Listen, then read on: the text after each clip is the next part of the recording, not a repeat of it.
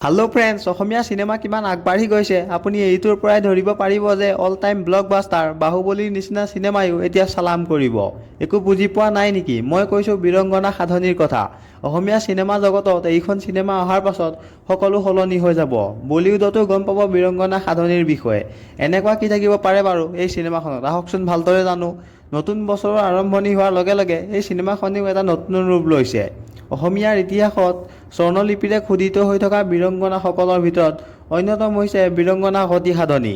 বীৰংগনাৰ সতী সাধনীৰ জীৱনগাথা তথা ত্যাগৰ কাহিনীৰে নিৰ্মাণ কৰা এই চিনেমাখন অসমৰ বেলেগ বেলেগ ঠাইৰ লগতে অসমৰ বাহিৰতো শ্বুটিং কৰাৰ কথা জানিব পৰা গৈছে। এবাৰ চাই লওঁ আহকচোন এই চিনেমাখনত অভিনয়ত কোন কোন আছে। ৰাষ্ট্ৰীয় চলচ্চিত্ৰ বঁটা বিজয়ী অভিনেত্ৰী মলয়া গোস্বামী। মই এটা কথা ইয়াত ক'ব লাগিব যে অসমীয়া চিনেমা জগতত এখেতৰ ভালেখিনি অৱদান আছে।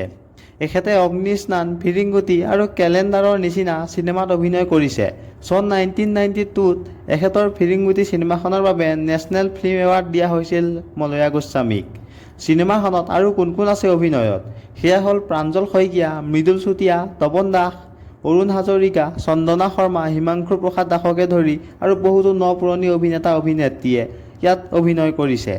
এতিয়া মেইন কথাটো হ'ল যে বীৰংগনা সাধনী চিনেমাখন ৰিলিজ কেতিয়া হ'ব। আপোনালোকক মই জনাই দিওঁ যে এই চিনেমাখন 25 জুলাই ৰিলিজ হ'ব বুলি মুভিখনৰ টীমৰ ফালৰ পৰা কোৱা হৈছে।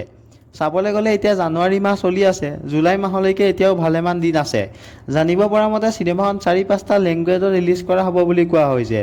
তেতিয়ালৈকে যদি নিউ কিবা চিনেমাখনক লৈ আপডেট আহে আপোনালোকক মই আগতীয়াকৈ জনাই দিম।